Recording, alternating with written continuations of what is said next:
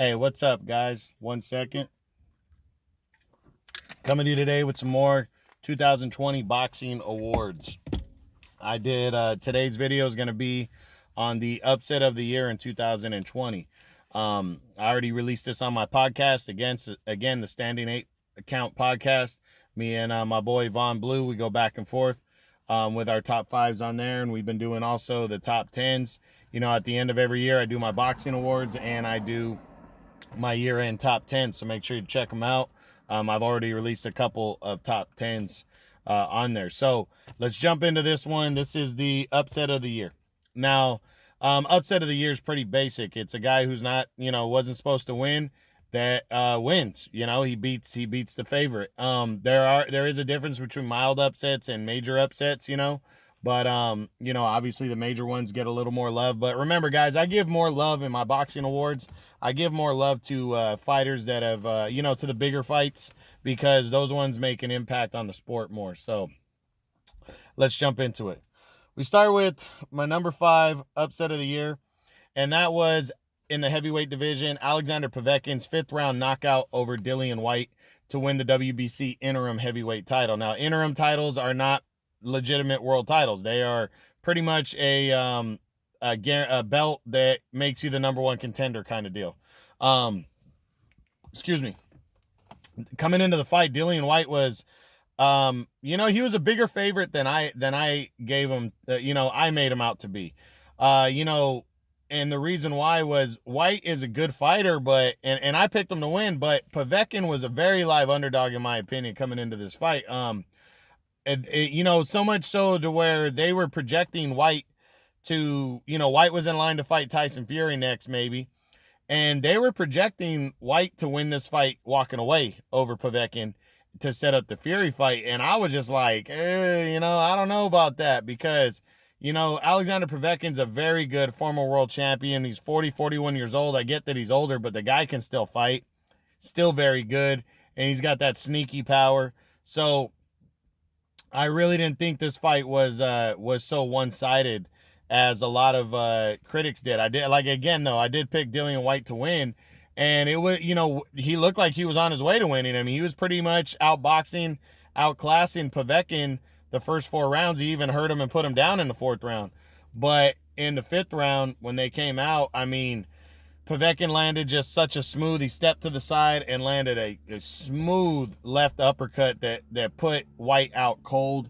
And, for him to have power in both hands like that was just amazing, to land that kind of punch and knock him out. So just an impressive performance by Alexander Povetkin as he becomes the interim champion and stays in contention. I got him breaking back into my top 5 with that win. So that was a big win right there, and definitely an upset.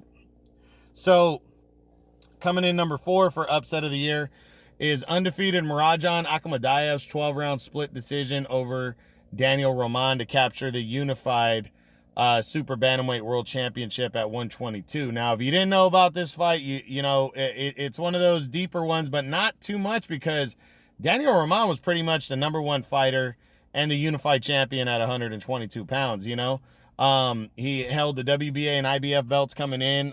He was number 1 on most people's list for super bantamweight of the year. He was number 1, and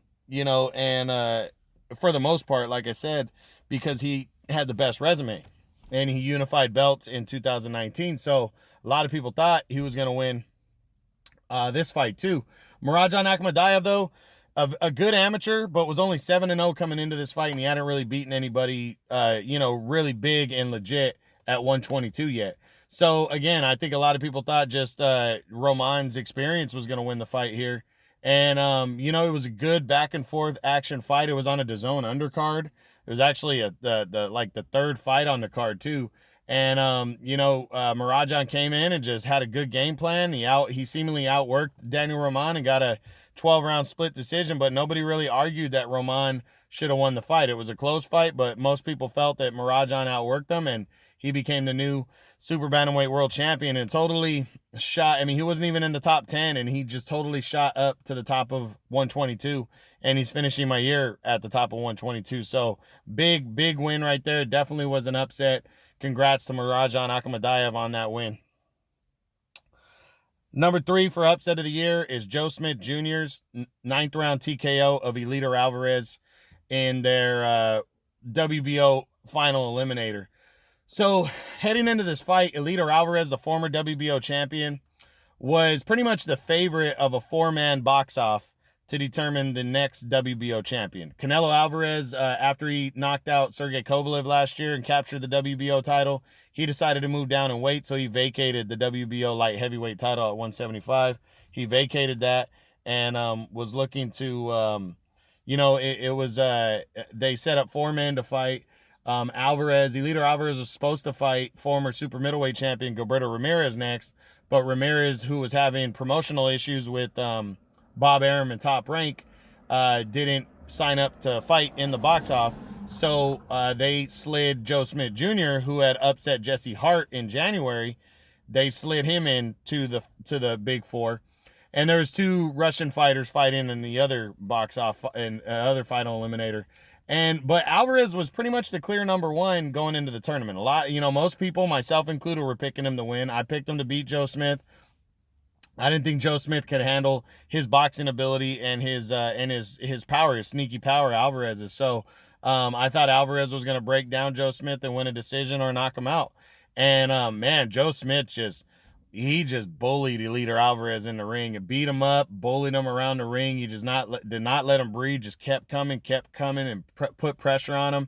And finally, in the 9th round, he knocked him out, knocked him through the ropes.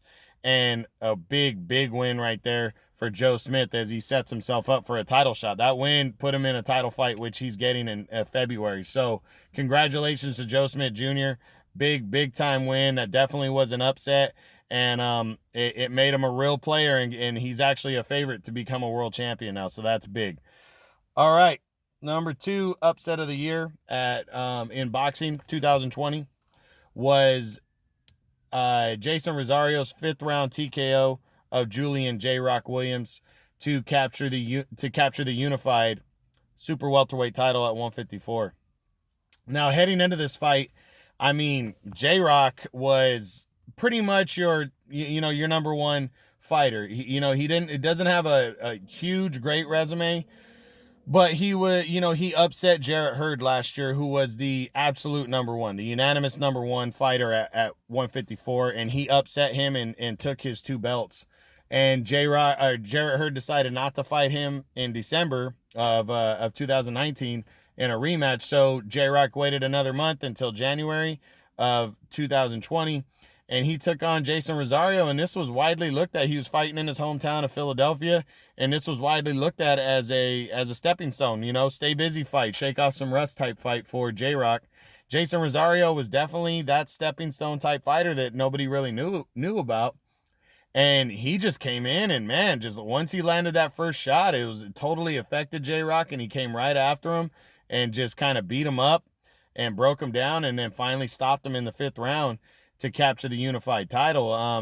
This is a big time upset right here. It was. And again, nobody really saw it coming. J-Rock was, I think he was overlooking Rosario for sure, looking at bigger fights down the road, like with Jermell Charlo, and that just totally cost him. So Jason Rosario, this win was huge for him. He won the unified belt.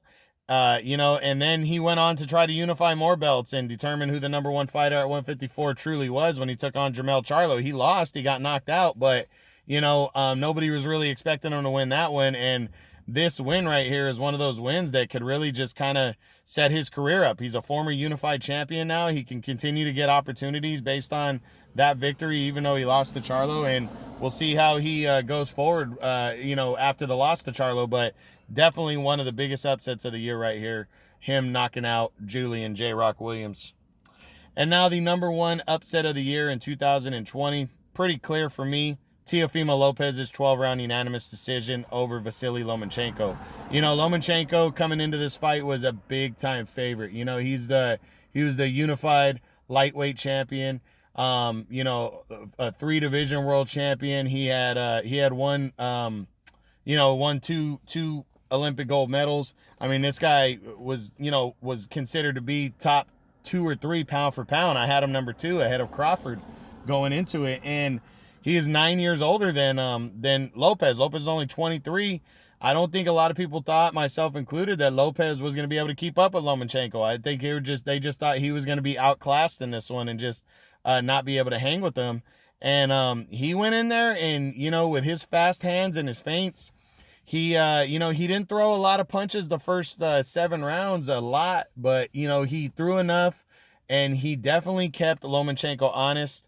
As Lomachenko just, did not do very much the first 7 rounds. I had Lomachenko winning the 2nd and the 7th round, and then I had him winning rounds 8 through 11, which is why I ended up scoring it a draw. But Lopez came out in the 12th round and totally took it to Lomachenko and totally won that round. That was a great performance. He fought hard, fought like a champ.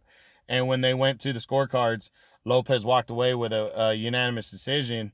2 of the 3 judges were tripping. They had it a bad score. One had it 119-109, which is 11 rounds to 1. Another judge had it 117-111, which is 9 rounds to 3.